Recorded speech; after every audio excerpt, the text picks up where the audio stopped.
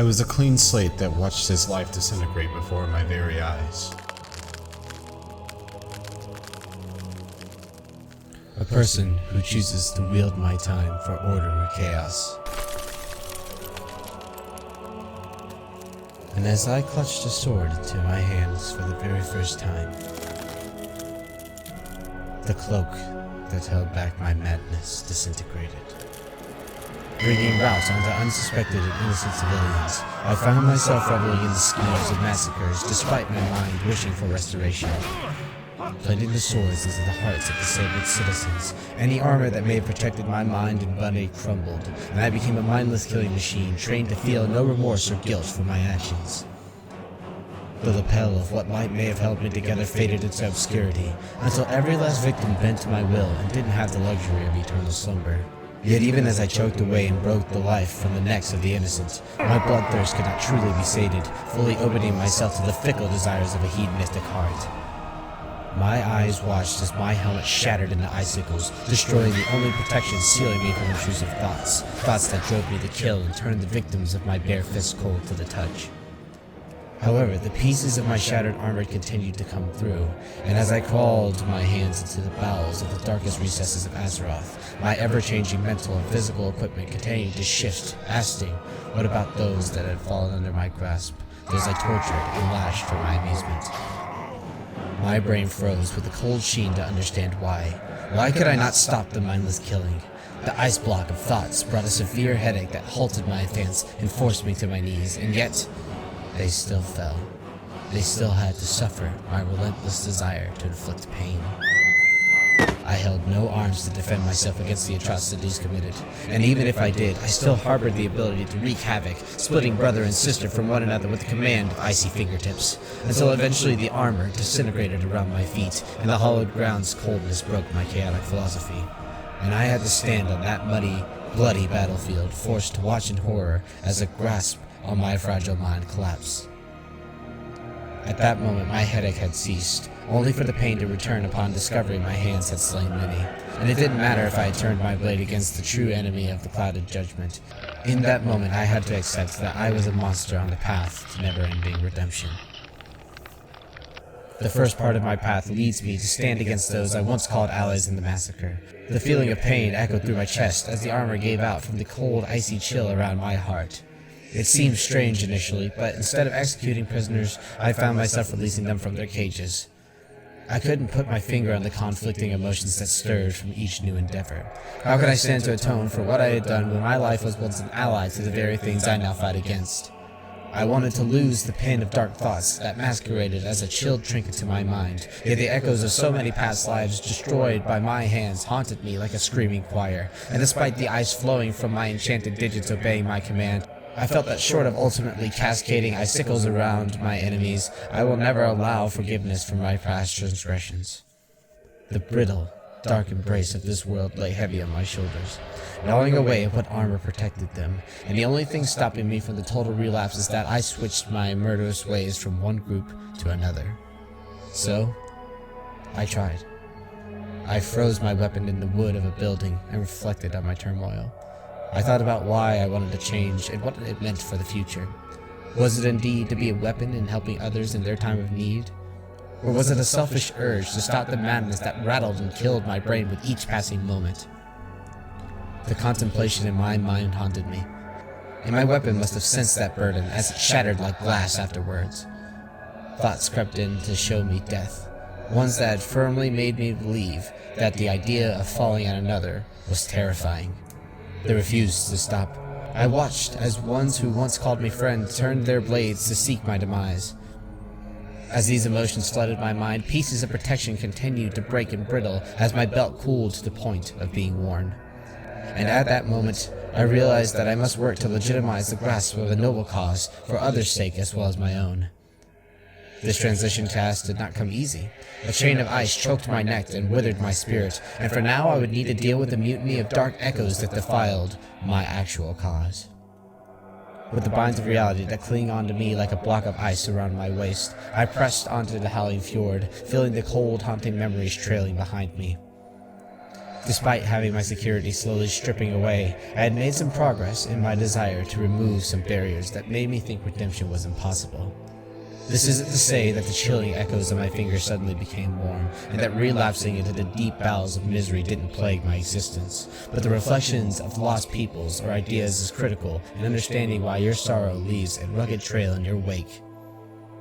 A pit in the stomach from a cold feeling does not mean that progress isn't possible, and realizing this allows you to put the work in to accomplish significant tasks even if everything is not okay in your life. The ability to hold a physical weapon felt foreign and confusing because of this conflict.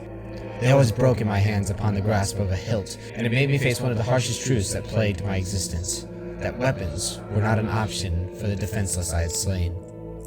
And until I learned that lesson, I would need to use my bare hands to save the downtrodden. Redemption is a hard lesson to learn. It starts from the base of your feet and slowly rides up to morph you. It can feel like no matter what accomplishments you detail, you can never shake the past misdeeds, and that weight felt heavy on my legs and stiffened my mobility. Yet the key to understanding redemption is not constantly overcoming what past transgressions inflict on you, but instead acknowledging the problems and figuring out how to create solutions healthily. And for me, it was clear that giving up was not an option I could accept, even in the face of inevitable sorrow. I had to push further into Northrend and face the muse I once held as my idol so long ago.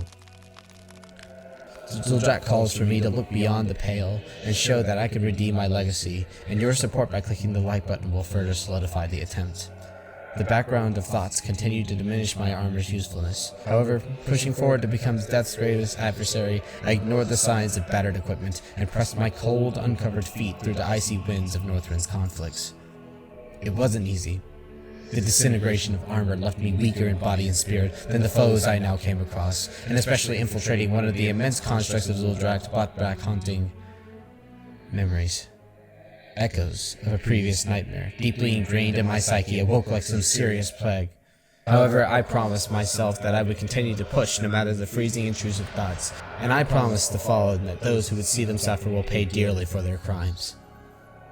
I hold no illusions to hold a weapon stiff in my hands once again, and I don't feel worthy of clasping it in my fingers, at least, not yet. But I did feel ready for change and decided to drop my wardrobe altogether and prepare my mind for a new delve against the current of foes. It was time to move on and press into the heartlands of my problems. And here they were. Icecrown. The final goal. This place. I'd never been here before, yet it felt familiar on my skin. It feels like... I can't do this now! Stop! Stop it! Let me go! No! Stop! Quit it, please! I beg you! I beg you!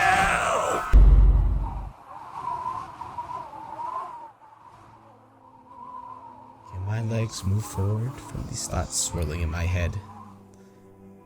Am I ready to face the noise that burrows its painful hooks into my skin?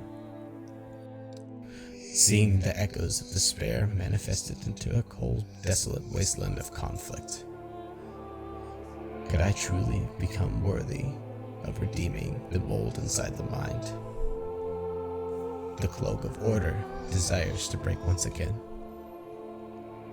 And unless I'm willing to confront it, I'll always be at its whim, constantly fighting the urge to draw from the darkness I've become accustomed to, and meeting a bitter end to my tale as a signal of failure. But that color of nightfall, that is not me. That is not the icy demise I seek. That is not the broken spirit I promised them. And if I want to become a beacon of hope for those still alive, I need to peer deeper into the problems instead of only seeing the gouged ground the world has to offer. I stand ready to do so. And if you desire to venture forth on this trail of enlightenment, I encourage you to subscribe and join us on the march to redemption in the realms of death. Bastion is that ground of illumination. Their stories are about letting go of the past, good and bad, to harbor fair judgment, and those harbor thoughts are no mere simple task to defeat. In that lands, the echoes of people's past burdened them, just like in my afflictions. And although I had several times where I fell to my knees, their narrative showed a tale of suffering through difficulties to become better people. If they could put their hearts on their sleeves and accept the difficult task ahead of them, then I, despite all my failures, could do so too. It may take more time than others in their storylines. After all, the weight on my shoulders was immense and harbored a dreaded history. But the feeling of obtaining a weapon in my hands to balance the harboring evil within, it made me feel as though I could push forwards despite my failures. With the lessons of Bastion, the coldness encircling my heart began to dissipate. I felt the will to fight to return to my person. The desire to push past my turmoil even in the darkest of moments. Bastion's enlightenment gave me a fighting chance. And it could not have come at a better time, as this realm of the combatant dead would test my desires for changing more than any place to come. Maldraxxus nearly broke the weapon I had used to protect myself from looming over me. It was just so overwhelming. I can't do this. I can't do this. No, I can't. Help me. No, I will not break like this. I will not break like this. Stop it. No. That is enough. I will not let myself choke on my fear. To save others from falling, that is what I fight for, not against. To wallow in my misery is a step to stagnation. And I am not a wallower, no matter how many thoughts cloud my mind. No, that tranquility of understanding will be the sword I hold close to shield me from the dangers of relapse. I will use its power as a defender of redemption. No matter how many repeated failures I encounter, I realize now that the only proper way to overcome it is with overwhelming presence. It is to face the noise head on until eventually you defeat what it offers. And for that, I thank you, Maldraxxus, for showing me that harsh lesson. And where one ends, another one begins. Ardenweald had one more development for me to realize. A land, unlike anything I had known in this life, tested my turmoil, but in a different way that provided me a defense against a war-torn mind. This land tested my abilities to feel peace and punished me for being only a cog in the machine. It was imperative to stand my ground and fight, but if peace is never known, could I hope to be more than just a forged instrument? I was relieved that my feet never fully recovered a pair of boots, as through my trials in Ardenweald, the natural plains felt like a soft grip that swarmed my ankles in its tender grasp. The whole experience felt somewhat comforting. However, once I had watched my pair of pants disintegrate, I should have realized I was too comfortable. The tranquility pulled me out of my element, and I felt down a different pitfall. Primarily, the sense of doing nothing brought a break in the discipline, a discipline that I had needed for balance between harmony and effort. That lack of movement created another paradox for thoughts to creep into my mind, thoughts that slowly melted the sanctum of redemption from my fingertips. From each creeping mold slowly building over time, I realized that inactivity in this way proved just as folly, and that sense of failure made me appreciate that I wanted more than just to lay down and forget the past in the sea of silence. Action is needed, and pursuing the purpose is necessary to survival, especially in my circumstances. I had nearly lost myself in this land, set me up to the ultimate jump down the path of redemption. And although Ardenweald harbored a much-needed rest, what Revendreth had in store for me, I couldn't fathom. This land was built and designed to teach people the meaning of improvement. My mind watched as those sent to this place went through the cycle of becoming anew. And as I assisted in the conflicts of such a divided realm of death, I understood I knew very little about combat, sanity prowess, and peace sanctum compared to the precursors. And so, here's where my story will have to continue its next possible step. There is more to my tale, but those pieces of my story are yet to unfold. However, while I may stop here, some of you might be ready to become heroes of your destiny. And if you are confident in that fate, then as my story ends, I implore you to see how the Goblin Guns became a hero from his tiny little island on the home front of Kazan.